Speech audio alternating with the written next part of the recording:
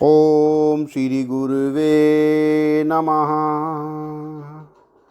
ओम शांति शांति शांति। प्रणाम भगवान। भगवान योग वासिष्ठ महारामायण से निर्वाण प्रकरण उत्तरार्ध और सर्ग नंबर 93 से सत्संग चल रहा है भगवान। यहीं से सत्संग कंटिन्यू करते हैं, जिसमें शीर्षक था कुटी में लौटने पर वशिष्ठ जी को अपने शरीर की जगह एक ध्यानस्थ सिद्ध का दर्शन, उसके संकल्प की निवृत्ति से कुटी का उपसंहार, सिद्ध का नीचे गिरना और वशिष्ठ जी से उसका अपने वैराग्यपूर्ण जीवन का वृत्तांत बताना। वशिष्ठ जी कहते हैं कि धन, मित्र, सुख और भाई बंधु कोई भी कालग्रस्त मनुष्य की रक्षा नहीं कर सकते।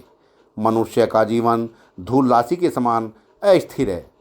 उसकी स्थिति सुदृढ़ नहीं है। जैसे पर्वत शिखरों पर गिरा हुआ वर्षा का जल प्रतिक्षण व्यर्थ नष्ट होता है, वैसे ही भीतर से विषयों में आसक्त मनुष्य क्षण क्षण में क्षीण हो अंत में पुरुषार्थ शून्य रहकर ही अस्त अर्थात मृत्यु को प्राप्त हो जाता है।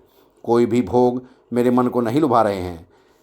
यहाँ के वैभव भी मुझे सुंदर नहीं लगते हैं। यह जीवन भी मदमत युवती के कटाक्ष पात की भांति चंचल एवं क्षणभंगुर है। मुने यहाँ कहाँ किसको किस तरह और किस उपाय से आश्वासन प्राप्त हो। पापिनी मृत्यु आज या कल मस्तक पर पैर रखी देगी अथवा माथे पर विपत्ति का पहाड़ डाली देगी। यह शरीर एक दिन पत्ते के समान झड़ जाने वाला है। जीवन की स्थिति भी जीर्णशीर्ण है। बुद्धि अधीरता से ग्रस्त है और विषयों के रस नीरस हो गए हैं। नीरस विषय और उनके मनोरथ मेरी विस्तृत आयु को ले बीते।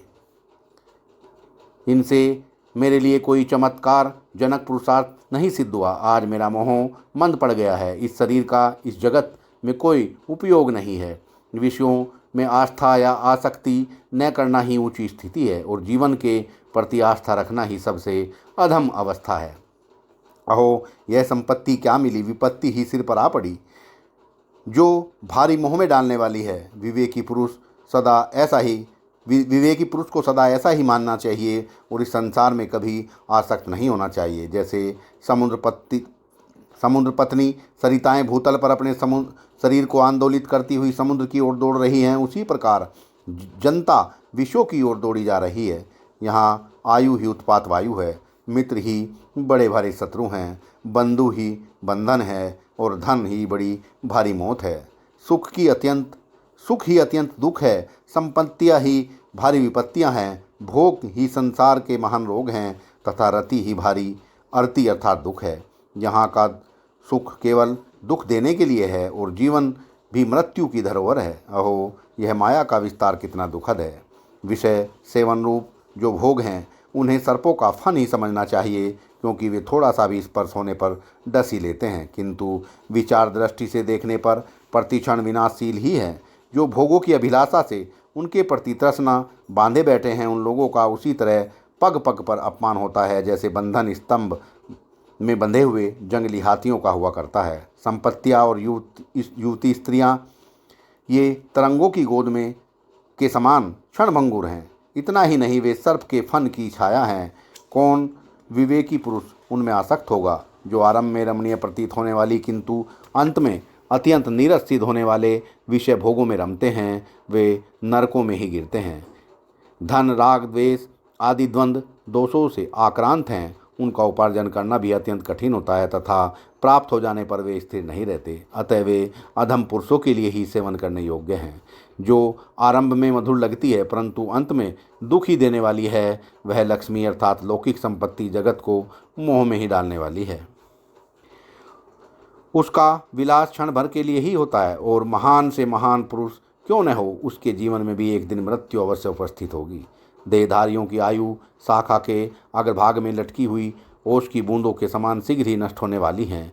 जरावस्था को प्राप्त होते हुए पुरुष के केस पक जाते हैं, दांत भी टूट जाते हैं, उसकी और सब वस्तुएं भी जीर्ण शीर्ण होकर क्षीण हो जाती हैं, परंतु एकमात्र तृष्णा ही ऐसी है जो जीर्ण नहीं होती। यह नित्य नई ही बनी रहती है। हाथ की अंजलि में रखे हुए जल की भांति यह जीवन शीघ्र ही स्खलित हो जाता है वह नदी के प्रवाह की भांति चला जाता है और लौटता नहीं। इस जगत में जो रमणीय जान पड़ते हैं उन पदार्थों में मैंने अरमणीयता देखी है। स्थिर वस्तुओं में भी अस्थिरता का दर्शन किया है और सत्य दिखने वाले पदार्थों में भी मुझे असत्यता दिखाई दी है। इसलिए मैं यहाँ से विरक्त हो उठा हूँ।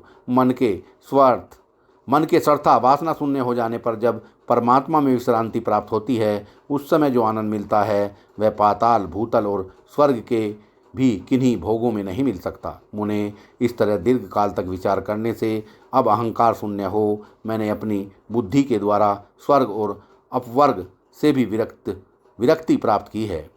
इस कारण मैं भी आपकी ही भांति चिरकाल तक एकांत में विश्राम के लिए आकाश के स्थान तक आया हूँ और यहाँ मुझे आपकी कुटी दिखाई दी। आपकी ही यह कुटी है और अब आप पुनः यहाँ पधारेंगे। यह बात उस समय मैंने नहीं सोची थी।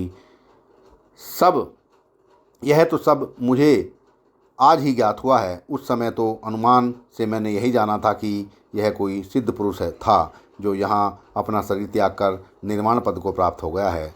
भगवान, यही मेरा वृत्तांत है और यह मैं आपके सामने उपस्थित हूँ। मैंने सब बातें आपको बता दी। अब आप जैसा उचित समझें करें। सत्संग को विराम देते हैं भगवान। प्रणाम भगवान।